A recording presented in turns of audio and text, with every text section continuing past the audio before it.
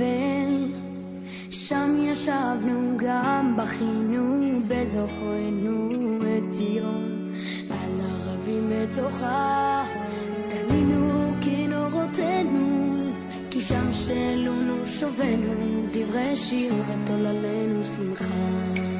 שירו לנו משיר ציון, איך נשיר את שיר השם על אדמת נחל, עם אש כרך ירושלים תשכח ימיני, תדבק לשוני לחיקי אם לא אזכרכי, אם לא אעלה את ירושלים אור שמחתי, עם אש כרך ירושלים תשכח ימיני. Bishut Marav et Rabotai, avec la bénédiction d'Hachem, j'espère que vous êtes en train de passer de bonnes vacances. On est parachat Devarim, et comme on sait tous, lorsqu'on approche un peu cette paracha-là de Devarim, on approche un peu comment ça s'appelle, cette fête que si Dieu veut un jour, il sera une fête. Comme vous savez que Tisha B'Av, aujourd'hui, on fait les deuils. On est en plein deuil aujourd'hui. Mais si Dieu veut, lorsque Mashiach il viendra, Be'ezat Hashem, cette fête, ce deuil de Tisha B'Av, il deviendra une fête. C'est ça ce qu'on dit dans Echa, on dit Kara Alay Moed. C'est quoi Kara Alay Moed? Ça veut dire qu'Akadosh Baruch Hu, il a fait que la fête qu'on fête à Tisha B'Av, elle deviendra une fête, une vraie fête. On va plus jeûner, on va se réjouir, on va manger, on va danser, on va rigoler. Quand je vais faire le contraire, parce que si Dieu veut, ce sera parce que cette fête-là, ce deuil qu'on fait de Tisha B'Av, c'est pour commémorer la destruction de Beth Amikdash. Une fois qu'il y aura la construction du troisième Beth Amikdash, si Dieu veut, donc il n'y a pas de raison pourquoi prendre un deuil. Donc si Dieu veut, ce sera, par exemple, vous imaginez tous les parents, ils vont ressusciter mon père, mon grand-père, Rabbi Hipido, là, quelle joie ça va être de voir tous nos grands-parents debout et nous avec eux, et on va rigoler. Hein. Ça va être une joie extraordinaire. On ne sera plus chiqué à les voir. On va aller voir tonton, tata, tati, je sais pas moi. On va vraiment, ça va être une joie extraordinaire. Donc, nous sommes maintenant à quelques jours de Tisha B'Av, et comme vous savez, maintenant on est parachat Devarim. Donc parachat Devarim, la parachat Devarim, elle traite en résumé toute la Torah. Moshe Rabbeinu Alav Shalom, il résume toute la Torah. Et c'est incroyable que toujours la paracha de Devarim et de Beit Hanan, ça tombe toujours à la semaine de Tisha B'Av. C'est toujours les semaines de la période qu'on n'a pas le droit de faire, de se raser, de danser, de chanter. Et je pense que Hachamim me disent que Lama Harba Yerushalayim ala Ozvam Torati. Quelle est la raison que Yerushalayim a été détruite? Parce qu'on a délaissé la Torah. C'est-à-dire que Hash Shalom, délaisser la Torah, c'est la chose la plus grave. Délaisser la Torah, c'est la chose la plus grave. Et justement, et c'est la raison pourquoi, parce que lorsqu'on délaisse la Torah, automatiquement on profane les mitzvot. C'est juste, voilà, tu fais pas la Torah, tu fais pas la Torah, tu étudies pas la Torah, donc automatiquement tu ne sauras pas, il n'y aura pas la pratique des mitzvot. Parce que la pratique des mitzvot, je répète, la pratique des mitzvot, faire les mitzvot, c'est quand on étudie la Torah. Parce que la Torah, c'est ça qui fait le tampon dans la pratique. Ce qui fait le tampon, ce qui fait que l'homme il pratique les mitzvot lorsqu'il étudie la Torah, c'est le tampon. Par exemple, un chèque qui n'est pas signé, il ne vaut pas. Le chèque, il est bien. J'ai l'argent en banque. Et voilà, j'ai écrit le chèque. Mais s'il n'est pas signé, ça ne marche pas. De même si on veut vraiment faire les mitzvot, mais s'il n'y a pas la signature, l'étude de la Torah, ces mitzvot-là, ils ne sont pas pratiqués. Donc la pratique de la Torah, la pratique des mitzvot, elle vient que lorsqu'on étudie la Torah. C'est pour ça que la Torah dit Il faut s'acharner sur la Torah. Il faut étudier la Torah avec effort. Lorsqu'on étudie la Torah avec effort, c'est là qu'il va faire la hotémet, c'est ça qui va faire la signature, et on va pouvoir faire les mitzvot. L'application des mitzvot, elle se fait uniquement la réalisation des mitzvot. Et l'application des mitzvot, elle se fait uniquement lorsqu'on étudie la Torah. Donc, malheureusement, puisqu'on dit que le temple a été détruit parce qu'on n'a pas étudié la Torah, donc, automatiquement, lorsqu'il n'y a pas d'étude de la Torah, il n'y a pas d'application de mitzvot. Donc, on comprend très bien ce que la Gemara dit, que parce qu'ils n'ont pas fait cette mitzvah, le temple a été détruit, parce qu'ils n'ont pas fait cette mitzvah, le temple a été détruit, et parce qu'ils n'ont pas fait cette mitzvah, le temple a été détruit. C'est-à-dire que l'application des mitzvot n'a pas été faite. Et pourquoi l'application des mitzvot n'a pas été faite? Parce qu'ils n'ont pas étudié la Torah. Mais donc, je comprends très bien ce que Haramim me disent.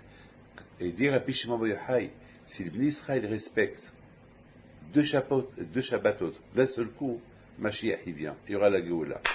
Alors je vous pose une question. Pourquoi le Shabbat? Eh bien, la réponse elle est simple. Haramim me disent que celui qui respecte Shabbat, comme s'il a fait toute la Torah. Pourquoi? Parce que Shabbat c'est l'Emunah.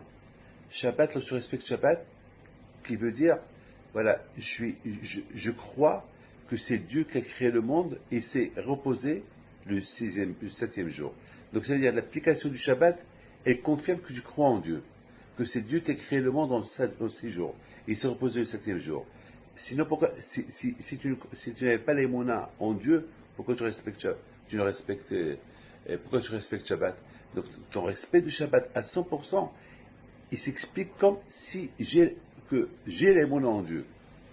Par exemple, lorsque quelqu'un dit « Vive le roi », et on le voit le dire vraiment avec enthousiasme, avec amour, vraiment, il voit le roi passer, il dit « Vive le roi ». Vous savez que la façon que moi il le dit, c'est pas qu'il le dit en rigolant « Vive le roi ». Non, vraiment, vive, il le dit avec toutes ses forces, il dit « Vive le roi ». Alors, si le roi il passe, il le voit, il va dire celui-là, c'est c'est pas comme celui-là qui le salue, Zamak, voilà, on te salue. Et le roi, on te salue. C'est comme, parce que le protocole le veut qu'on le salue, mais il se peut que le cœur n'est pas net. Non, celui-là, vraiment, tu vois qu'il crie de toutes ses forces. Il le fait vraiment, on voit dans son visage, on voit qu'il est émet, il est vrai. Il le dit vraiment, il le dit. Alors, celui-là, vraiment, celui-là, c'est un royaliste. Celui-là, on peut dire qu'il vraiment, il aime le roi. Quand par exemple, un enfant, lorsqu'il appelle son père, papa, ça veut dire qu'il aime son père, parce qu'il est sûr que c'est son père. C'est pas, par exemple, moi, si je vois quelqu'un passer et je lui dis papa, je rigole. C'est pas, même si je l'appelle papa, je rigole. C'est pas, ceux qui passent, ils vont dire celui-là, il rigole. Mais si mon père il passe, je l'appelle papa, tout le monde sait que je l'appelle, c'est mon père. C'est mon père. Donc, de même, on respecte Shabbat. Le Shabbat qui veut, parce que Shabbat, c'est 24 heures. Shabbat, c'est quand même, il y a beaucoup d'argent à perdre lorsqu'on ne travaille pas Shabbat, et c'est vraiment, il y a beaucoup de choses, des interdictions à Shabbat. Donc, le fait qu'on respecte Shabbat, donc ça veut dire que ça confirme que je crois en Dieu, qui a créé le monde en 6 jours, et qu'il a donné, et qui s'est reposé le 7e jour, et parce qu'il m'a dit et parce que lui se repose, il veut que moi aussi je me repose, alors je le fais. Alors ça veut dire que ça confirme que, sinon pourquoi je le fais? Un homme sensé, s'il ne croit pas en Dieu, pourquoi voulez-vous qu'il fait Shabbat? Pourquoi voulez-vous qu'il et surtout s'il fait beau temps et il a envie d'aller à la plage, il a envie de, je sais pas, faire des achats, pourquoi voulez-vous qu'il respecte Shabbat? Et surtout s'il y a des réclames, s'il y a des choses à acheter et à 99% de remise, vous vous rendez compte? Alors, vous savez ce que ça m'a dit hier quelqu'un? Il m'a dit, Rabbi David, il y a Shabbat prochain, il y a un grand réclame et avec le Shabbat. Est-ce que je peux payer avec ma carte bleue? Je dis, quelle différence, la carte bleue ou l'argent? C'est pareil. J'ai dit, d'accord, et si je prends l'argent à la veille et je paye à la veille, et est-ce que je peux par exemple payer à la veille? J'ai dit, mais c'est pareil. Tu n'as pas le droit de choisir. Je veux ça. Tu veux pas? Shabbat, c'est Shabbat. Donc il me dit, alors, ça veut dire que je peux rien faire. Je dis, non, tu peux rien faire. Alors je vais perdre, il me dit. Ben, je dis, tu perds. C'est ça Shabbat. Shabbat, ça s'appelle perdre. au niveau matériel, mais tu gagnes au niveau spirituel. Donc c'est la raison que Rabbi Shimon Bar Yochai dit que celui qui respecte Shabbat, de Shabbat, il approche la Géoula. Et Shabbat, c'est celui qui respecte Shabbat, le fait que l'homme respecte Shabbat et croit en Dieu, donc automatiquement, comme s'il croit à toute la Torah.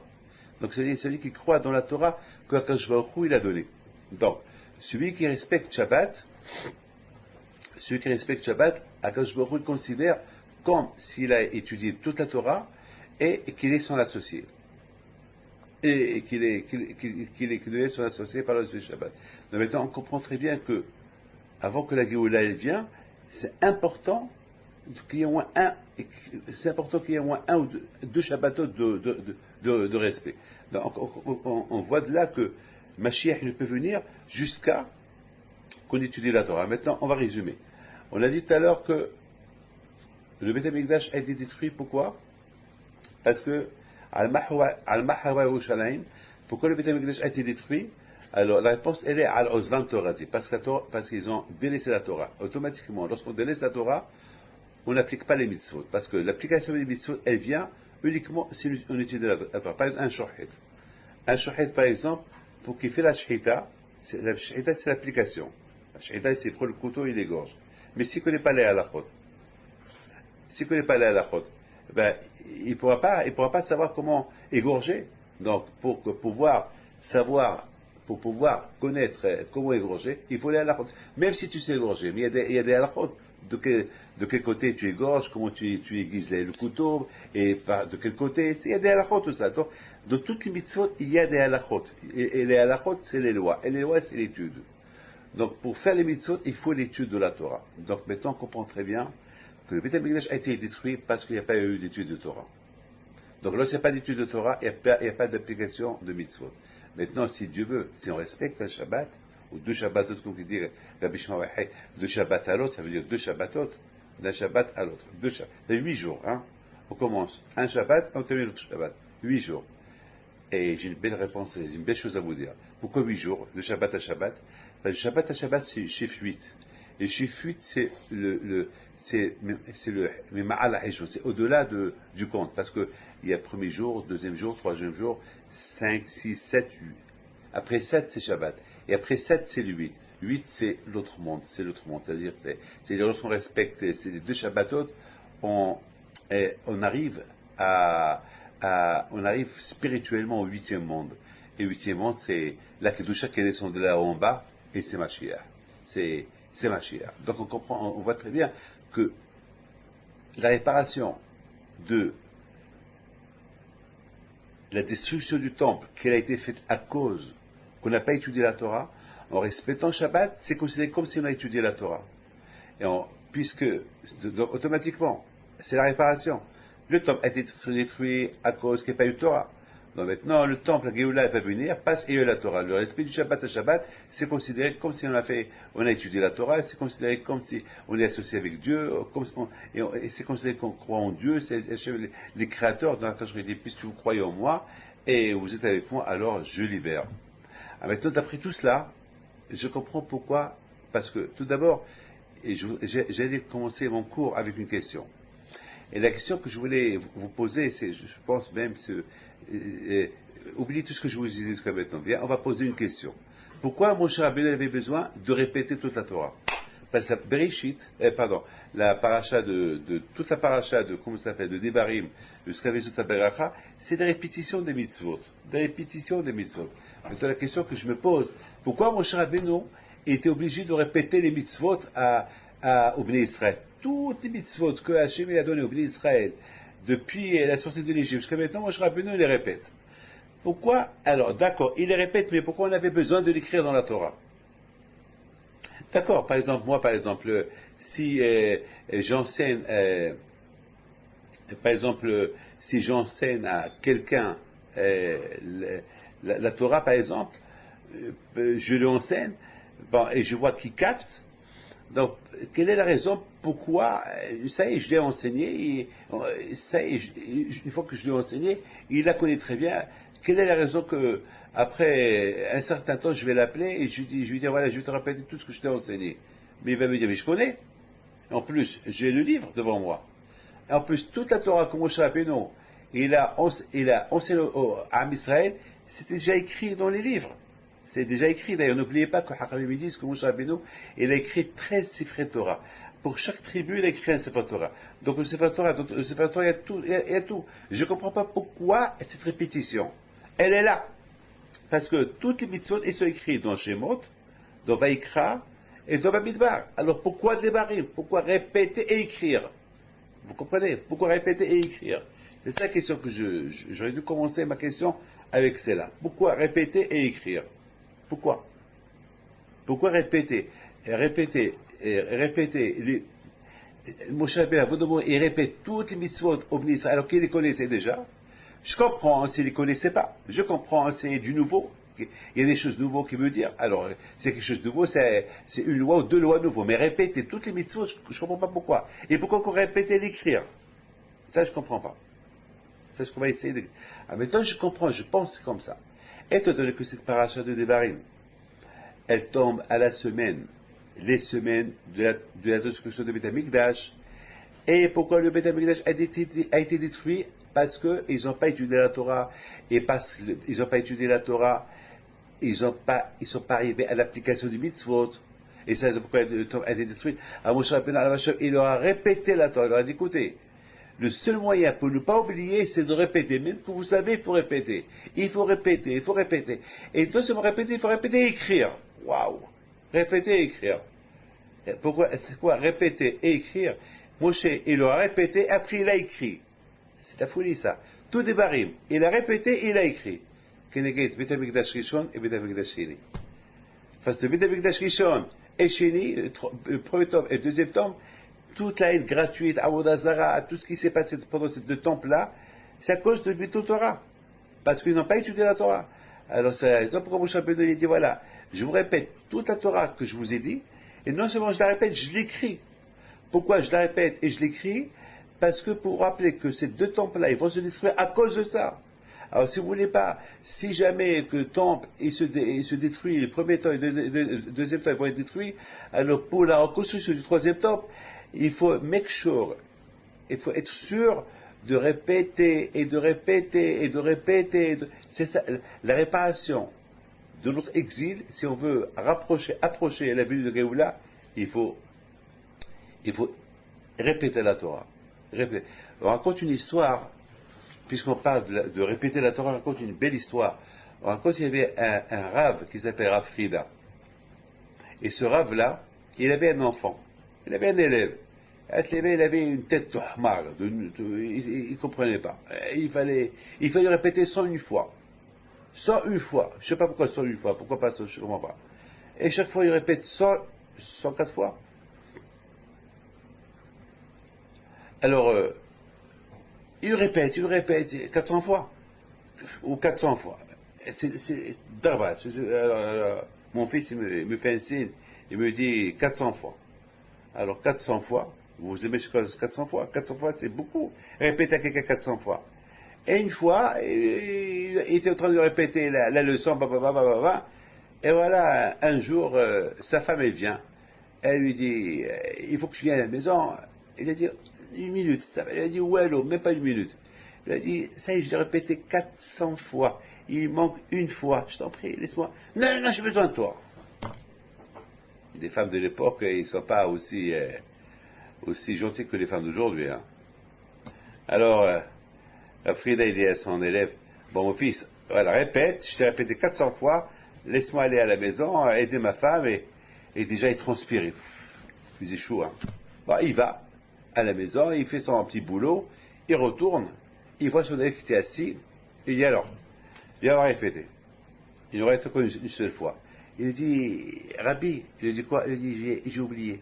Il dit, quoi? Mais j'ai répété 400 fois l'ahmar. Il dit, j'ai oublié. Tu as oublié? Bon. Ok. Allez, on va répéter encore 400 fois. Eh, quelle patience.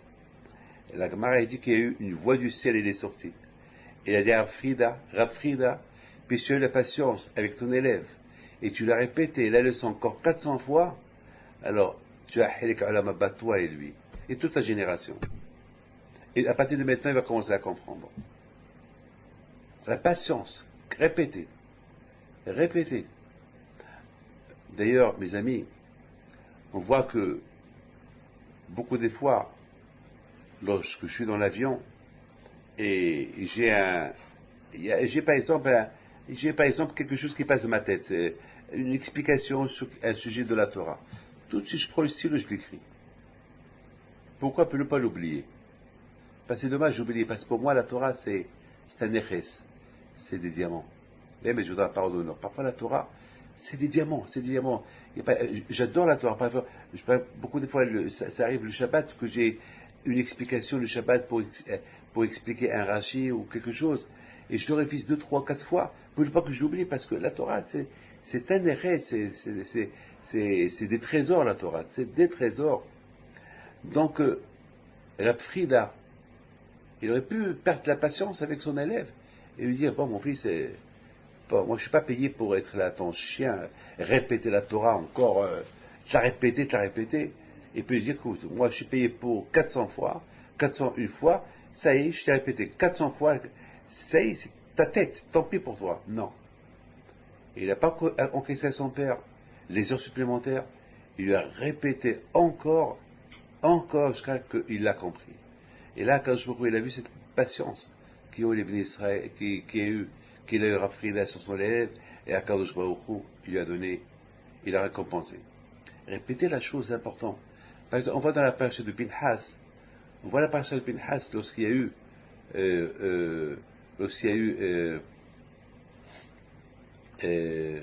Zimri. Zimri, c'était un monsieur qui est parti avec une Goya. Et devant Moshe Rabbeinu, devant tout le monde. Et suite à ça, il y a eu la Magéva. Il y a eu une épidémie. Il y a presque 25 000 juifs qui sont morts. Et tous les juifs auraient pu mourir, hein. Écoutez, hein. Et lui, il est parti. Il a dit, le seul moyen pour moi d'arrêter cette épidémie-là, c'est d'aller les tuer. Parce que Moshe Rabbeinu, il ne pouvait rien faire. Tout le monde était là, ils étaient en train de pleurer. Pourquoi? Parce que il vient avec sa femme, pas la femme, avec sa Goya. Il vient pour narguer Moshe, il vient pour l'énerver. L'énerver. Ça veut dire, tu as fait une faute, avoue ta faute, et le bon Dieu te pardonne. Bon, mais lui, il vient avec un argument. Dis-moi, cette femme-là, elle est interdite ou permise? Il dit, elle est interdite. Il dit, interdite? Et la tienne qui t'a permis, toi, tu m'as avec Tzipora, et Tzipora, c'est une Goya, Tzipora. Tzipora, c'est une Goya, et cette Goya-là, pourquoi tu t'es marié avec elle? Alors, comme que Tzipora, et cette fille-là aussi, elle est de Midian. Tzipora, elle est de Midian, et cette fille avec qui je suis maintenant, elle est de Midian. Alors, pourquoi la tienne, elle est permise, et la mienne, elle est interdite? Bon, il faut comprendre que, on aurait pu répondre que, Moshe Rabbeinu, entre-temps, il a converti sa femme. Et c'est une tzadékette, Tzipora. On ne va pas comparer Tzipora avec Kouzbi, Batsour. Kouzbi et Batsour, c'est deux mondes différents. C'est une convertie, une tzadékette, c'est une récha. C'est-à-dire qu'il a voulu narguer Moshe Rabbeinu.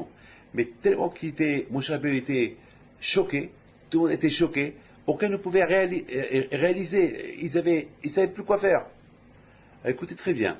Hier à la Yeshiva, on a commencé à discuter de ça, et on m'a posé une question. Est-ce que Pinhas, bon, alors une seconde, on va aller petit à petit. Il s'est passé que Pinhas, qu'est-ce qu'il voit? Il voit que Moshe Rabbeinu, il ne réagit pas. Tous les gens, le Bédi qui était là, il ne réagit pas. Au lieu de se lever, se révolter contre le chef de la tribu de Shimon, et je ne sais pas moi, quel chutzpah, quelle audace de parler comme ça au chef de Am Israël, Moshe Rabbeinu, au lieu que tout le monde se lève et le détruire, le tuer, le mettre en prison, ils étaient tous assis en train de pleurer. Ils savaient plus quoi faire. Alors, Pinhas, il voit ça, il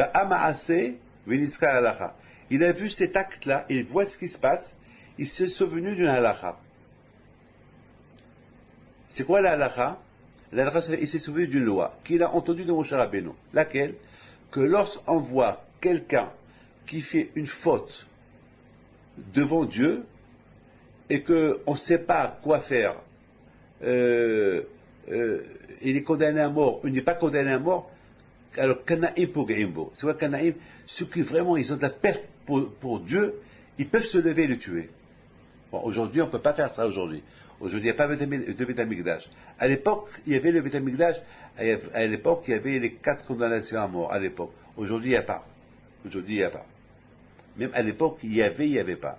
Parce qu'à l'époque, les Juifs, ils étaient quand même qu'il y avait des condamnations à mourir, mais les gens, ils étaient dans la Torah, donc il n'y avait pas. Et, comme par exemple, la Torah, elle parle de Ben Sorer Omoré, un enfant qui se révolte sur ses parents et qui insulte ses parents et qu'il vague.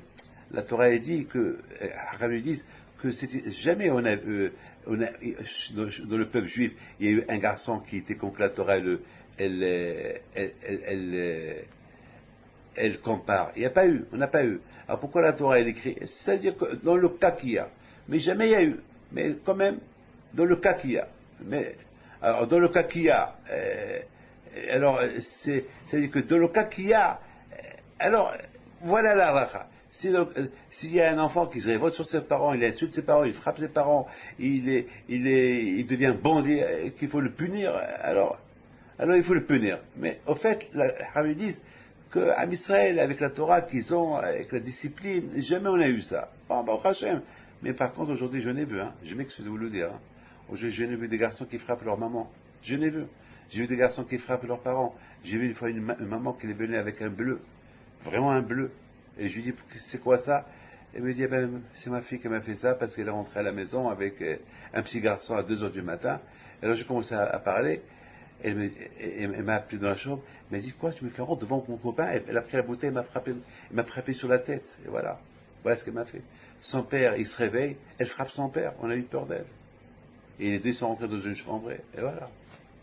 Regarde, à nos jours, on voit ça. Je n'ai vu aussi quelqu'un qui a, malheureusement, qui avait vendu son père aux impôts. Enfin, pourquoi? Parce que il avait un héritage et il a dit à son père, non, moi je veux que tu me donnes plus que mes frères, sinon je te vends aux impôts. Il a gagné quoi? Lui, il a perdu, son père, il a perdu. Mais faire quoi? Et à la fin, qu'est-ce qui s'est passé? Lorsque le père, il est mort, il est venu pour faire Kaddish, ses frères, ils l'ont jeté de là-bas. Voilà. Ils l'ont jeté du cimetière. Je les comprends. Je les comprends. Une fois aussi, j'étais pour présenter des condoléances à une famille, et j'arrive à la maison et j'entends la musique. J'entends la musique. J'ai rien compris. C'est quoi ça? J'ai dit, je me suis trompé. J'ai dit à ceux qui m'accompagnaient, je crois que c'est trompé. Il me dit, non, c'est la famille telle. On tape à la porte, on rentre, on voit les enfants assis par terre, les bouteilles de Boucha, Mahia, Adam le-Houd, le vin, tout par terre, des pipis, des pistaches. C'est quoi ça? C'est une discothèque? C'est quoi ça? C'est une maison de deuil? C'est quoi ça? Ils me disent, non, c'est la maison de... Vous êtes au rabbin Pinto, oui, bonjour, entrez. Mais c'est péché tout ça. Et ils m'ont dit, on s'ennuie, voilà. J'ai dit, mais c'est pas ça, c'est ça le respect des parents. Malheureusement, on dit ce qu'on a semé en récolte. Les parents, ils ont vécu sans religion. Les parents n'ont pas éduqué leur enfant dans la religion. Voilà, les enfants, voilà ce qu'ils savent. Voilà ce qu'ils savent faire. J'aurais dit, est-ce que on vous a pas appris des lois de comment prendre le deuil sur votre papa? Ils ont dit, oui, on nous a appris, mais c'est trop. C'est trop, c'est trop. On a déjà pleuré, ça suffit. On ne va pas pleurer chaque jour. Pendant 7 jours, on va pleurer. Comment vous pouvez comprendre ça à notre époque? Donc, pour vous dire, mes amis, que la Torah, elle a donné des mitzvot qu'il faut respecter. Des mitzvot, il y a les 4, il y a des mitzvot qu'il faut respecter. Et à l'époque, il y avait certains mitzvot, comme que si on ne les faisait pas, par exemple, quelqu'un qui fume Shabbat, à l'époque, on l'avertit. Et s'il s'en fout de l'avertissement, il était condamné à mort. Mais à l'époque, personne ne le faisait. C'est qu'à l'époque, on avait peur, même à mon époque, à moi, au Maroc, les gens, ils avaient peur des rabbins. Aujourd'hui, les gens, ils n'ont plus peur de rabbins. Je peux donner un cours de Torah devant 1000 personnes, et je veux dire, voilà ce qui est péché, voilà ce qui n'est pas péché, et malheureusement, c'est pas tout le monde qui va m'écouter. À l'époque, vraiment, les gens, ils avaient peur des rabbins. À mon époque, à moi, lorsque j'avais 10 ans, le rabbin est passé dans le Mélah, il disait, dans un quart d'heure Shabbat, tout le monde fermait le magasin. Même ceux qui étaient en train, même ceux qui avaient des clients, qui avaient beaucoup des Arabes qui étaient en train d'acheter, il disait aux Arabes, je vous en prie, retournez dimanche si vous voulez, là je vais fermer le magasin. Je me rappelle, hein. Après un quart d'heure, les magasins, ils étaient fermés. Le rabbin, il repasse un quart d'heure plus tard, c'était fermé. Même en Tunisie, c'était comme ça.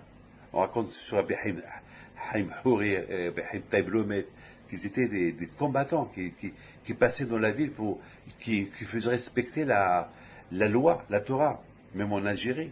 Et les rabbins, au Maghreb, l'Algérie, le Maroc, la Tunisie, les rabbins, ils étaient toujours liés, ils étaient toujours respectés par les gouverneurs, par les pachas, par les gouverneurs, par les gouvernements locaux, qu'ils pouvaient appliquer leur religion comme qu'ils veulent. D'ailleurs, beaucoup de fois au Maroc, les Arabes, ils venaient chez les Juifs pour se faire juger. Beaucoup de fois, ça arrivait, et il y avait un respect total. Il y avait un respect total. D'ailleurs, au Maroc, jusqu'à maintenant, hein, je vous parle là, au Maroc, jusqu'à maintenant, je peux vous le dire, que le jugement des Dayanim au Maroc, il est appliqué à la lettre et à la loi. C'est-à-dire que les musulmans au Maroc, lorsqu'il y a un litige entre juifs, eh ben, ils leur disent, allez-y chez vos rabbins, et les rabbins, leur parole, c'est plus que l'avocat marocain. Vous vous rendez compte? C'est-à-dire que jusqu'à maintenant, les lois juives au Maroc, la loi juive au Maroc, elle est appliquée. Jusqu'à maintenant, je ne vous parle pas il y a 20 ans, jusqu'à maintenant, l'an 2009. Mais les testaments que les juifs y laissent, eh ben, ils sont appliqués par les rabbins. C'est les rabbins. D'ailleurs, moi, lorsque mes oncles, avant de mourir, ils ont légué les maisons de Rabbi Haim Pinto, c'est moi qui ai fait ça, pour que personne ne vienne les prendre.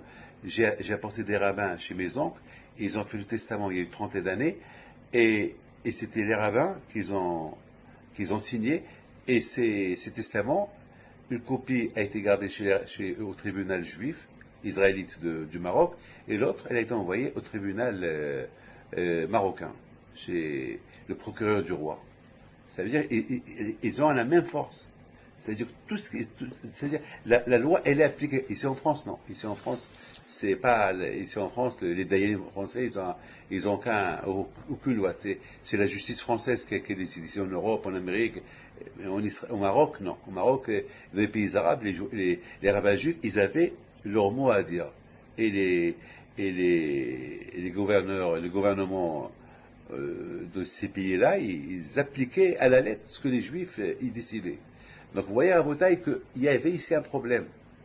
Le problème qu'il y avait que lorsque Zimri, je recommence, lorsque Zimri, il est parti avec cette Goya, il a affronté Moshe Rabbeinu, il y avait un problème. Lequel? Le problème qu'il y avait, c'est que tout le monde a oublié. Tout le monde ne savait pas quoi faire, comment agir. Qu'est-ce qu'on va faire à ce Juif-là, qui est avec une Goya, qui ne veut même pas se repentir? Il est en train de mener une révolution contre Moshe Rabbeinu. Alors si mettons Shimon, ce chef de tribu de Shimon, il vient avec cette Goya devant Moshe Rabbeinu, il se révolte sur Moshe, c'est-à-dire après, et ça, tous les Juifs après, et chacun va aller chez Amoav, chacun va porter une Goya, et puis ça va être ça va devenir une catastrophe totale, ça veut dire une assimilation totale, ça va faire une révolution totale. Tout ce qu'on a construit pendant 40 ans, tout ce judaïsme qu'on a construit pendant 40 ans dans le désert, tout va se détruire à cause d'une personne. Vous vous rendez compte? Une personne, et c'était le chef de la tribu de Shimon. Une seule personne, et au lieu que quelqu'un se lève et arrête, alors quelque chose a commencé à se passer. Vous savez quoi? Les Juifs, il y avait une épidémie, les Juifs ils ont commencé à mourir tout seuls. C'est-à-dire qu'Hashemel a voulu, quelque part, on dirait exterminer tout le peuple juif à cause de celui-là. Alors ça veut dire que tout le monde était en danger. Alors qu'est-ce qu'il a fait Pinhas, le fils d'Elazar, le fils d'Aaron à Cohen? Tout de suite il s'est levé et il les a tués. Il a vu, c'est écrit, et lorsqu'il a vu cet acte-là, ce qu'il est en train de faire ce Zimri, il s'est souvenu d'une halakha. Quelle halakha il s'est souvenu? Que lorsqu'il y a quelque chose de grave, une révolution contre Dieu, et que personne ne réagit, il faut réagir. Il faut agir tout de suite. Mais lorsqu'il y a personne qui fait, lorsque tout le monde est mou, alors toi, sois le fort. arrête. Alors, en faisant cet acte-là, il a arrêté l'épidémie. C'est la raison pourquoi Akadosh Baruch Hu, dans la paracha de Pinhas, Akadosh Baruch Hu, il lui dit, je te remercie pour cet acte que tu as fait, et parce que tu as fait cet acte-là, alors je te bénis, tu seras Eliyahu Navi. Donc Pinhas, c'est Eliyahu Navi. Jusqu'à maintenant, il ne meurt pas. Toi, tu as prolongé la vie des Juifs, parce qu'en faisant cet acte-là, en tuant Zimri, tu as arrêté l'épidémie, alors moi je te donne la vie. Tu as arrêté l'épidémie, moi je te donne la vie. Alors maintenant, je répète le mot. C'est écrit Ra'a ma'aseh v'niskar halacha. Il a vu un acte, ici c'est venu de la halacha. Alors maintenant, comment il a pu réussir à voir cet acte et c'est venu d'une halacha? Il a vu cet acte et c'est venu qu'il y a une loi à faire. Ça veut dire qu'il a répété. Parce qu'il n'avait pas répété cette mitzvah-là, s'il n'aurait pas répété, comment il va voir un acte et il va se rappeler d'une halakha? Ça veut dire que lorsqu'on se rappelle d'une halakha, c'est parce qu'on l'a répété. Alors maintenant, on comprend très bien pourquoi la Torah, elle vient là aussi nous répéter. Moshe Rabbeinu vient, il répète, il écrit. Pour nous rappeler, pour nous dire, le seul moyen pour se rappeler des halakhot, pour se rappeler, il y a telle et telle mitzvah à faire, il y a telle et telle mitzvah, parce qu'il y a des milliers de mitzvot qui arrivent chaque jour, mais parce qu'on ne connaît pas les halakhot, parce qu'on n'a pas lu les halakhot, on n'a pas lu les lois, alors on ne sait même pas qui sont des halakhot, ou bien parce qu'on n'a pas lu et relu ces halakhot. Alors ces halakhot-là, ils ne sont pas ancrés en nous. Pourquoi ils ne sont pas ancrés en nous? Parce qu'on n'a pas étudié assez. Parce que, mes amis, mettez ça dans la tête. On étudie assez, la halakha, elle devient ancrée en nous. Pour être riche, il faut travailler. On ne peut pas être riche sans travailler. De plus que tu travailles, de plus que tu es riche. Là aussi. De plus que tu étudies, de plus que tu es riche en Torah, et de plus que tu es riche en Torah, alors quoi? Tu es riche, tu vas appliquer les mitzvot. Donc, Pinhas, si tu arrivais à appliquer cette halakha et qu'il y a, grâce à ce geste-là qu'il a fait en tuant Zimri et sa copine, il a réussi, il a arrêté l'épidémie, il a été béni par Dieu pour être Eliyahu Navi, c'est parce qu'il a vu, il a étudié beaucoup de fois cette halakha. Maintenant, la question qu'on m'a posée hier, c'est Pikuach Nefesh. C'est quoi Pikuach Nefesh? Est-ce que j'ai le droit de mettre ma vie en danger pour sauver quelqu'un? C'est la question qu'on m'a posée. Est-ce que j'ai le droit de mettre ma vie en risque pour sauver quelqu'un? Maintenant, Pinhas, il voit que tout le monde pleure. Personne ne réagit. Il voit ce juif-là, le chef de la tribu de Shimon, il vient avec une Goya. Il vient devant tout le monde avec un argument. Il dit à Moshe, cette Goya, elle est de Midian. Et toi, tu t'es marié avec une fille de Midian. Alors, la tienne, elle est permise ou interdite? Moshe lui dit, elle est permise. Et celle-là, elle est permise ou interdite? Celle-là, elle est interdite. Pourquoi? Moshe était choqué, il ne savait pas répondre. Et Moshe a pu dire, attends, la mienne c'est une juive, il s'est converti. La tienne est encore Goya. Convertis-la et tu te maries avec elle. Mais pour le moment, elle est Goya. Alors, l'autre, il lui dit, non, tu ne peux pas m'avoir. Il prend la Goya, il rentre avec elle dans une tente, et il a fait la faute avec elle. Il a fait plusieurs fautes avec elle. Maintenant, lorsque tout le monde a vu ça, ils ont commencé à pleurer. Pourquoi? Parce que même qu'ils avaient envie de venger le nom de Dieu, mais aucun n'était capable, parce que c'est la raison pourquoi la Torah dit Hayubuchim, ils pleuraient. Pourquoi ils pleuraient? Parce que aucun n'était capable de se lever et venger le nom de Dieu. Entre-temps, l'épidémie a commencé. Il y a eu un, Pinhas, il s'est révolté, il s'est levé, il est rentré, il les a tués. Maintenant la question se pose, en faisant cet acte-là, il a mis sa vie en danger. Parce que il y avait presque 20 000 gardes-corps qui surveillaient la tente de Shimon. S'ils rentrent, ils vont le tuer. Alors, qu'est-ce qu'il faut faire? On va faire quoi? Il y a un problème. Mais sa vie en danger. Et s'il meurt, est-ce qu'elle a le droit? Eh bien, mes amis, j'ai donné une belle réponse. J'ai dit, c'est vrai, un homme, il n'a pas le droit de mettre sa vie en danger pour venger le nom de Dieu. S'il sait qu'il va mourir.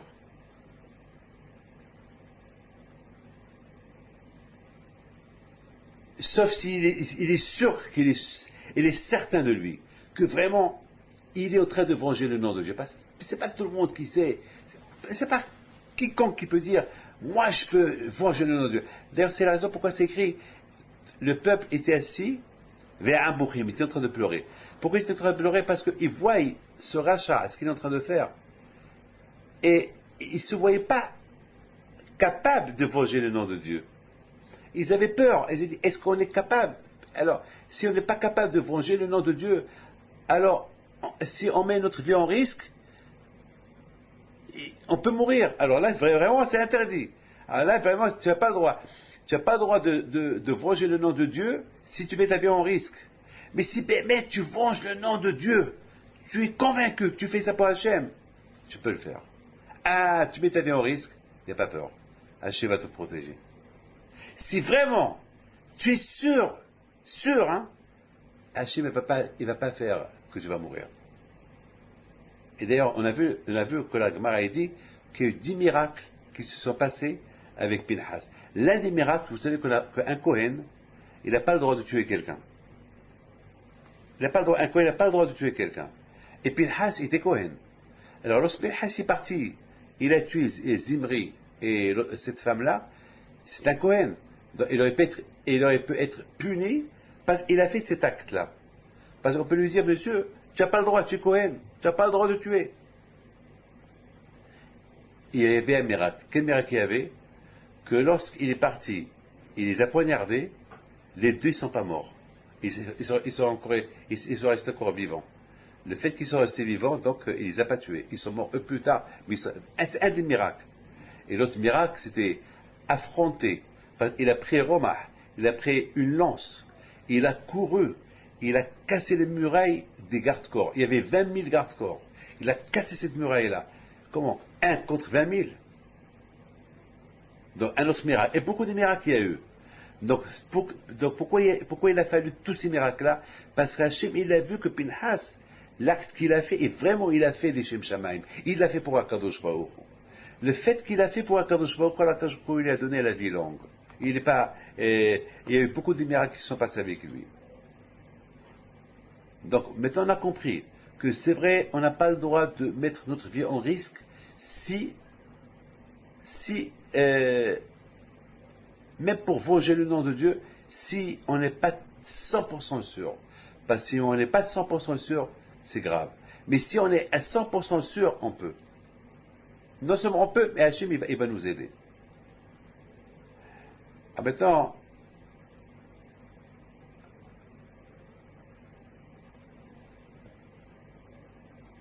j'ai pensé à quelque chose d'autre hier, que l'acte qu'il a fait Pinhas, il voit tout le monde qui ne réagit pas. Il voit que Zimri, il prend la Goya devant tout le monde, il marche avec elle main à la main. La Gemara dit qu'il a tiré par ses cheveux. Ça veut dire, c'est comme Der Bizayon. C'est-à-dire qu'il veut se moquer de Moshe Rabbeinu. Voilà. Comme ça, il se moque de Moshe Rabbeinu. Il tire une femme, une Goya comme un animal, il la tire. Est-ce que celle-là, il compare celle-là à Tzipora? Tu compares celle-là à Tzipora? C'est-à-dire que Tzipora, c'est cheap. Comme celle-là, c'est cheap, la tienne aussi, c'est cheap. Il a nargué Moshe Rabbeinu. Et ce geste qu'il a fait, Zimri, ça a démoralisé tous les juifs. À tel point qu'aucun ne savait quoi répondre. Pendant ce moment-là, l'épidémie a commencé. Les morts, il y a eu beaucoup de morts. Donc Pinhas, il a dit, de la façon comment il y a les morts, déjà en quelques secondes, il y a eu 25 000 morts. Si ça continue comme ça, moi aussi je vais mourir. Donc ça veut dire que moi aussi, je suis dans le danger. De toute façon, je suis dans le danger. Puis je suis déjà dans le danger parce que si je ne fais rien du tout, je vais mourir dans l'épidémie. Alors c'est Pekuach Nefesh. Alors puisqu'il y a ce Pekuach Nefesh là, puisque ma vie elle est en danger, alors avant que je meure, je vais le tuer. Maintenant, on comprend qu'on peut. On a posé la question, est-ce qu'il y a eu. On peut tuer uniquement lorsqu'il y a Pekuach Nefesh. Eh bien là, il y a eu Pekuach Nefesh. Là, il y a un danger. Pinhas, il se sentait en danger. Que s'il ne réagit pas maintenant, si tu passes ces deux personnes-là, Il va mourir dans l'épidémie. Moi, cher Rabbeinu, il va mourir. Tout le monde va mourir. Tout le monde va mourir. Donc, il y a Pekuach Nefesh. Donc, il y a Pekuach Nefesh. Lorsque je vois ma vie en danger, eh ben, il faut que... Celui qui veut te tuer, tue-le en premier. Il se voit en danger, alors il arrête. Parce que tout le monde se pose une question, mais c'est péché la question que je vous ai posée tout à l'heure, mais c'est risqué. C'est risqué d'aller tuer. Est-ce que tu as le droit de risquer ta vie si tu sais que tu vas mourir? Là, c'est sûr que tu vas mourir, là. Non, on a donné deux réponses. Lorsque tu peux risquer ta vie, et même que ta vie elle est en risque, si tu fais ça pour Akadosh Baruch Hu, alors même que tu es faible, Akadosh Baruch Hu va t'aider à ne pas mourir. C'est le cas qu'on avait chez Pinchas. De l'autre côté, on a vu qu'il y a eu Pekuach Nefesh. Et Pinchas s'est dit, si je fais rien du tout, si je réagis pas maintenant, si je fais pas un geste maintenant, alors là, c'est grave. Là, moi aussi je vais mourir. C'est Pekuach Nefesh. Alors avant que je meure, je le tue. Donc Akadosh Baruch Hu lui a dit, Natati et Bariti Shalom. Akadosh Baruch Hu dit, merci Pinchas pour la geste que tu as fait. Parce que si tu n'as pas fait ce geste-là, tout le peuple des Juifs aurait été exterminé, toi aussi avec. Toi aussi avec. Donc à Boutaï, comment Pinchas il a eu cette audace de se lever et mettre sa vie en péril, sa vie en risque, pour aller tuer ce couple-là, et grâce à ça il a arrêté l'épidémie, et s'est souvenu d'une halakha. Et comment il est arrivé à se souvenir de cette halakha? Parce qu'il a répété. La répétition de l'halakha, elle fait que cette halakha est lui restée gravée dans sa tête, et au moment voulu, il l'a trouvé. Quelqu'un qui veut passer un examen, par exemple auto-école, il veut passer son permis. Et si il vérifie pas, il répète pas les codes, il répète pas, il répète. Et ben lorsqu'il va passer le code, il va poser des questions, et il dit c'est là je connais, c'est là je l'ai oublié, ben tu l'as oublié alors tu as perdu. Et voilà. Ceux qui veulent passer le bac et tous ces examens, s'ils ne répètent pas, eh ben ils vont le jour de l'interrogation, ils vont oublier, ils vont perdre. Et c'est comme ça. Donc la Torah aussi. La Torah, il faut répéter. Et la Torah, le bac c'est une fois dans la vie. Mais la Torah, c'est chaque jour. Alors, imaginez-vous, pour le bac, il faut répéter pour avoir le bac. La Torah, c'est pareil. La Torah, les Avdil, c'est l'émission de chaque jour. Il faut répéter. Il y a quelqu'un qui est devenu docteur et il est au marché. Il travaille au marché. Je dis, pourquoi tu as fait tes études? Il dit, j'ai fait des études, mais je ne veux pas être docteur. Je dis, ça va. Donc il fait les marchés. Beaucoup de fois, on peut faire des études pour être avocat, on est autre chose. On est commerçant. On fait pour être commerçant, après on décide être avocat. Et voilà, c'est des études pour être quelque chose. La Torah, être juif, c'est des études pour être juif. Mais pour être juif, pas une fois dans la vie, chaque jour. Chaque jour, il faut faire des études. Et c'est pour ça, l'étude de la Torah, c'est pour confirmer ton judaïsme de chaque jour. Parce que être docteur, une fois que tu as fait tes études, tu as ce diplôme de docteur, mais être juif, tu as besoin des diplômes de chaque jour. Chaque jour, tu as besoin des diplômes. C'est pour ça, chaque jour, il y a des prières.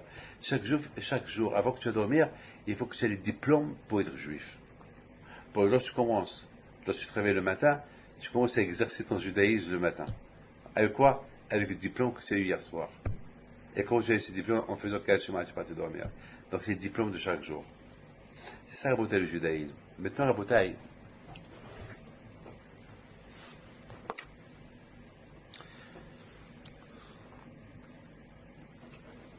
on va essayer. On a encore 13 minutes pour terminer notre heure de cours de Torah. On va essayer à Rabotai maintenant. Maintenant, on a compris pourquoi la Torah, elle a voulu qu'on répète. Je voudrais, mes amis, vous dire quelque chose de... C'est un peu de la Kabbalah. Mais on va essayer de la comprendre. C'est une Kabbalah qu'on peut comprendre. Étant donné que nous sommes aujourd'hui à les périodes de la destruction de Beth Amikdash, et vous savez pourquoi le temple a été détruit? Nos sages disent que le temple a été détruit à cause d'une raison. Quelle est la raison? Parce que les Juifs ont parlé du mal sur la terre, sur la terre sainte. Ils sont partis, ils l'ont visité, ils ont fait un tour, ils sont retournés chez Moshe Rabbeinu, et c'est écrit dans la Torah. Écoutez bien ce qui est écrit dans la Torah. C'est la folie, hein. C'est écrit comme ça. Voilà. Moshe Rabbeinu dit aux espions, allez-y voir, est-ce que la terre elle est bien, est-ce qu'il y a des arbres, ou il n'y a pas d'arbres, et s'il y a des fruits, apportez-moi des fruits. Et c'est écrit, Vehayamim yimei bikorei anavim. Et cette période qui sont partis, c'était la période que les vignes, le raisin commencent à pousser. D'ailleurs, lorsque les Juifs, les espions, ils sont venus, et ils ont apporté du gros raisin. Des grosses grappes de raisin, des grosses. Il paraît qu'ils étaient 4 à lever une grappe de raisin. Waouh. Et il paraît que chaque raisin, il y avait quelques litres de jus de raisin dedans. Waouh. C'est-à-dire que chaque raisin, de quoi faire les de remplir 3 verres faire 3 verres de kidouche. Je vous pose une question. Ok.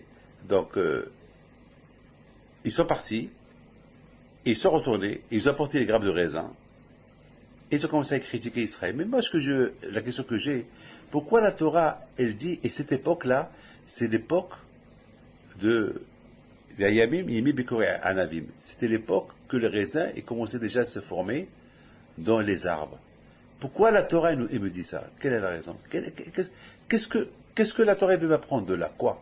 Vous savez que la Torah, il n'y a pas quelque chose dans la Torah qui est en plus. Et si la Torah, elle dit que, elle ajoute ces 3 lignes, ces 3 phrases, Vehayamim, Yimi, Bikorei, Anavim, c'est que la Torah, elle veut m'apprendre quelque chose. Quoi? Quel rapport? Quel rapport avec les raisins? Quel rapport? Moshe Rabbeinu leur demande, allez-y voir s'il y a des arbres, apportez-moi quelques fruits, mais il n'aura pas dit quels fruits, apportez-moi quelques fruits, à vous de voir. Mais la Torah, elle dit, et cette époque-là, c'était l'époque des raisins. L'époque où les raisins commencent déjà à se former dans les vignes. Que Moshe leur a dit, apportez un peu des fruits de la terre, elle leur a pas dit que des raisins, apportez ce qu'il y a. Non, la Torah, elle parle des raisins. Alors pourquoi la Torah ne parle pas des pommes, ou des oranges, ou des dattes? Hein? Pourquoi?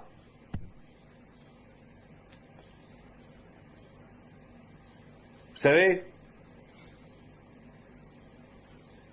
il y a quelque chose que la Torah veut nous apprendre. À écouter ce que j'ai pensé. J'ai pensé que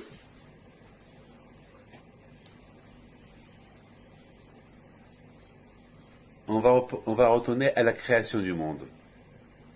Lorsque Hachem, il a créé Adam et Hava, il leur a dit, de tous ces arbres-là, vous pouvez manger, sauf cet arbre.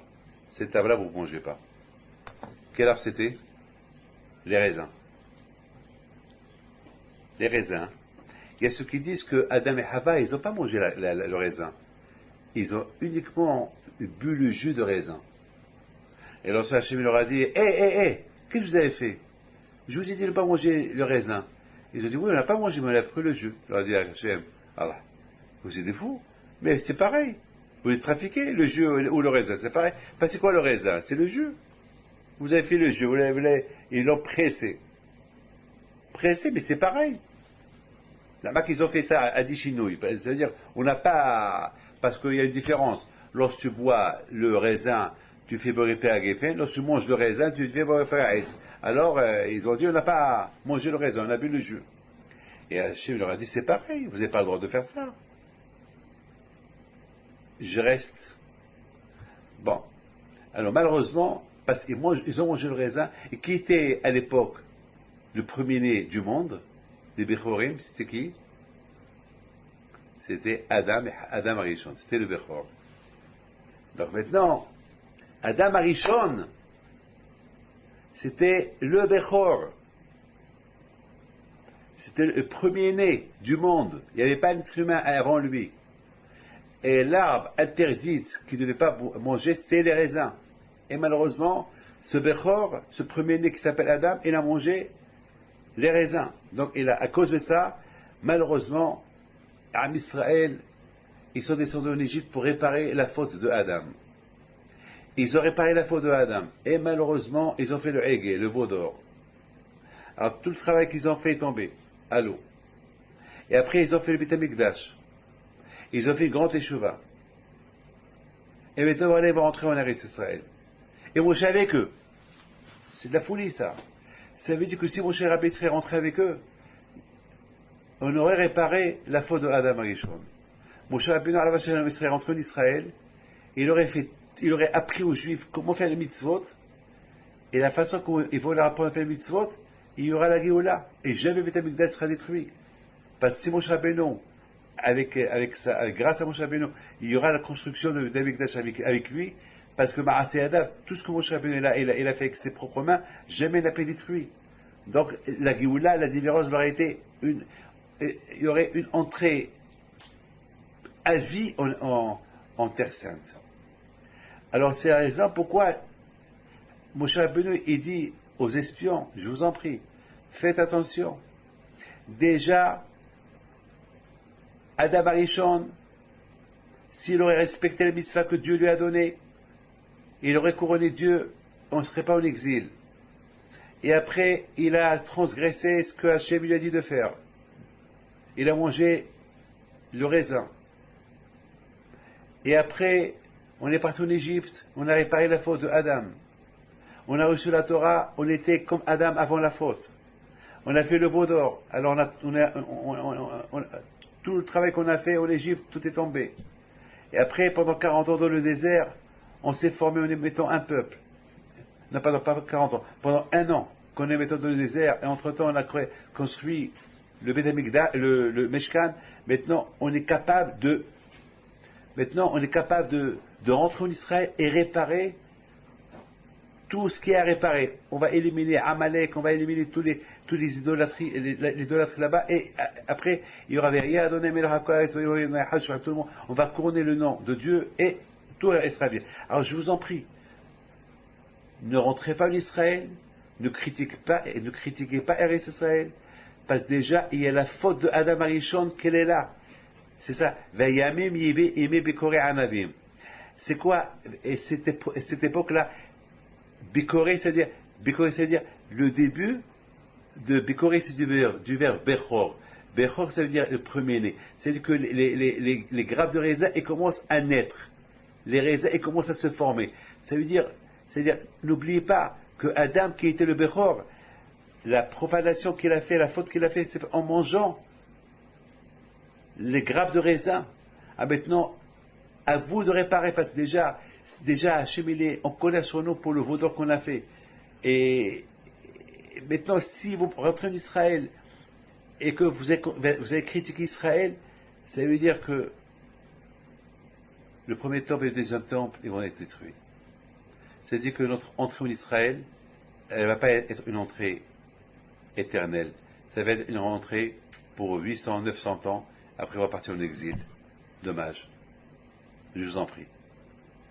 Faites attention. C'est pour cela que la Torah, elle répète Vayamim yimi bekore anavim. Que cette époque, ils sont partis, ces espions d'Israël, c'est la période que les raisins, ils deviennent Bechor. Ils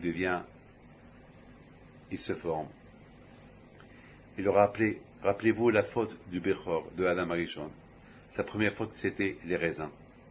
En mangeant les raisins. Et vous, si vous rentrez en Israël, vous critiquez Israël, tout le travail qu'on a fait jusqu'à maintenant, ça va tomber à l'eau, et la faute de Adam Rishon, elle va retourner sur la surface. Ça veut dire qu'on va encore réparer la faute de Adam Rishon, combien des années, des milliers d'années, jusqu'à 6000 ans. Alors je vous en prie. Pourquoi attendre 6000 ans? Alors que maintenant, on peut rentrer maintenant, on peut rentrer dans 40 jours, si vous parlez du bien. Malheureusement, ils sont partis. Ils ont apporté la grappe de raisin. Elle était belle. Mais ils ont critiqué Israël. En critiquant Israël, tout le monde a pleuré. Et Akadosh Baruch Hu leur a dit, ben, vous l'avez voulu. Puisque c'est comme ça, Moshe Rabbeinu vous a averti, que la faute de Adam Arishon est dépendée de vous. Que si vous critiquez pas Israël, la faute de Adam Arishon elle est pardonnée. Et vous avez critiqué Israël, et vous avez apporté la grappe de raisin.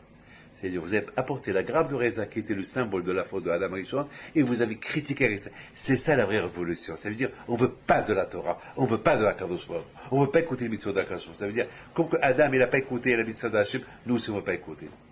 Alors si c'est comme ça, alors vous avez perdu. Vous allez crier amèrement, vous allez pleurer amèrement. Vous allez venir Betchouva malgré vous, parce que vous allez souffrir, et le premier temple va être détruit. Vous allez rentrer en Israël, et vous allez construire le premier temple, il va être détruit, et vous allez construire le deuxième, il va être détruit, et après vous allez construire le troisième, mais ça va prendre longtemps. Et pour que ça prenne, et pour que on le reconstruit, il faut une grande teshuva. Donc, à Botaï, comme je vous ai expliqué, la seule façon, le seul moyen, si Dieu veut, d'avoir le zéro de la Géoula, il faut étudier la Torah. Il ne faut pas mettre les mitzvot, banaliser les mitzvot. Adam Arishon, il a banalisé la mitzvah, la première fois qu'il lui a donné à Kadosh Baruch Hu, il a été puni. Moshe Rabbeinu, il a averti les Juifs. Vous voulez rentrer, espionner Israël, la terre qu'Hachem va vous donner? Alors rappelez-vous que tout dépend de votre comportement. Si vous la critiquez, c'est comme si vous critiquez toutes les mitzvot, comme qu'il a fait Adam Arishon. Adam Arishon, il a critiqué la mitzvah d'Hachem, il a prouvé la mitzvah d'Hachem, à cause de lui, il est en exil, il a perdu toute la grandeur que Hachem lui a donnée. Vous aussi, maintenant, vous allez rentrer comme des rois en Eretz Israël. En critiquant Eretz Israël, Hashu Shalom, vous allez rentrer là-bas en Eretz Israël comme des mecs, comme des gens, wello, pas avec kavod. Rien, vous allez tout perdre. Et même le premier temple et le deuxième temple, ils vont être détruits. Rappelez-vous, c'est pour ça que la Torah, elle précise. Moi, je leur ai dit, n'oubliez pas. C'est quoi Yemé Bekor Anavim? N'oubliez pas le Bechor. Adam Arishon qui était Bechor. N'oubliez pas, il a fauté à cause de Anavim. Alors maintenant, si vous rentrez en train et vous la critiquez, Hashu Shalom, la faute d'Adam Arishon, elle va se remettre sur la surface. Et si la faute d'Adam Arishon va se remettre sur la surface, c'est la fin. C'est-à-dire que Israël, elle ne va pas être votre terre éternelle jusqu'à que Mashiach vient. Il y aura des destructions. Alors que si vous ne la critiquez pas, alors on va réparer la faute de Adam Arishon. Cette faute que Adam Arishon, lui qui était Bechor, et n'oubliez pas qu'Am Israël aussi, qu'Am Israël, on compare Am Israël comme un Bechor aussi. Béni Bechori Israël. Am Israël, ils représentent, ils sont comme un Bechor. C'est-à-dire, c'est grâce à Am Israël qu'on a, Am Israël, ils ont réparé la faute de Adam Arishon. Parce que aussi c'est des Bechorim. Maintenant, la vraie réparation, c'est de ne pas critiquer Israël. Si on critique pas Israël, on va réparer la faute de Adam Arishon, qui est la faute avec quoi? Avec quoi? Non, dites-moi, avec les raisins.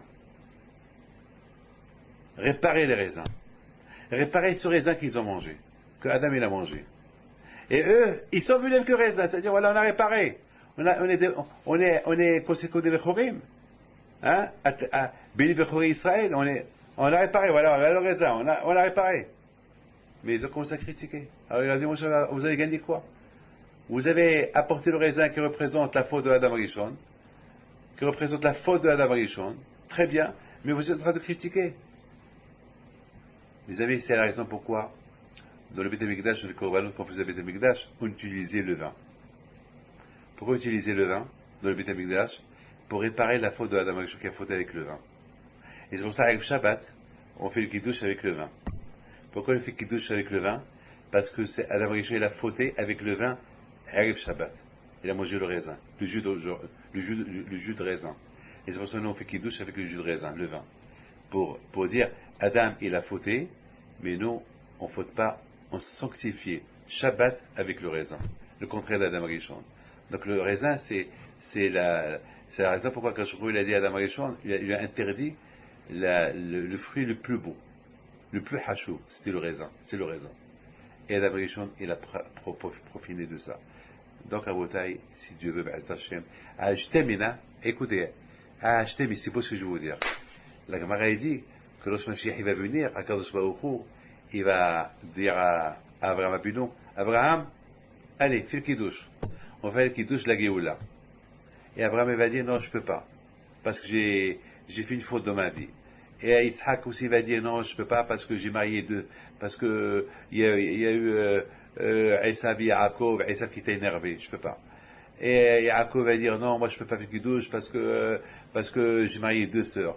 Hachem va dire, Moshe, non, fais le kiddush, non, Aaron fait le kiddush, non, moi, parce que nous, on n'est pas rentrés en Israël et on n'a pas respecté les mitzvot de Israël, parce que on n'a pas appliqué les mitzvot en Israël, parce que c'est pas pareil quelqu'un qui habite en France que quelqu'un qui habite en Terre Sainte, parce que ceux qui habitent en Terre Sainte, il y a des mitzvot à faire là-bas. On ne peut pas faire. Et David Amelech, alav shalom, lui va se lever, il va faire le kiddush. Pourquoi le kiddush? Parce que on a fauté avec le vin, on répare avec le vin. Adam Rishon a fauté avec le vin, parce que celui a dit de ne pas boire le vin. Il a fauté avec le vin, et parce qu'il a fauté avec le vin, Adam Rishon a été jeté de Gan Eden, et à cause de ça, on est en exil jusqu'à maintenant. Donc, si Dieu veut, lorsque la Géoula va venir, on va la terminer avec la chose qu'à cause d'elle, on est en exil. C'est avec le vin maintenant qu'on va rentrer dans la Géoula et dans la bénédiction de la Kadosh Baruch Hu. Et c'est la raison pourquoi lorsqu'ils ont apporté le raisin, ils ont voulu, d'un côté, ils veulent dire par là, voilà le Shvach, voilà la grandeur d'Israël, il est béni par le vin, et c'est la Géoula. Et quelque part, ils ont voulu dire, on peut faire la Géoula sans rentrer en Eretz Israël. C'est grave. La vraie Géoula, c'est qu'on est en Eretz Israël.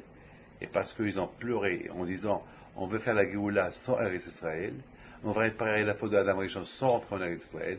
Donc ça s'appelle kafrout, ça s'appelle nier la vérité, et ils ont été punis. Donc si Dieu veut, on prie Hachem, que Mashiach il viendra si Dieu veut, et on fera le kiddush avec le vin. Amen.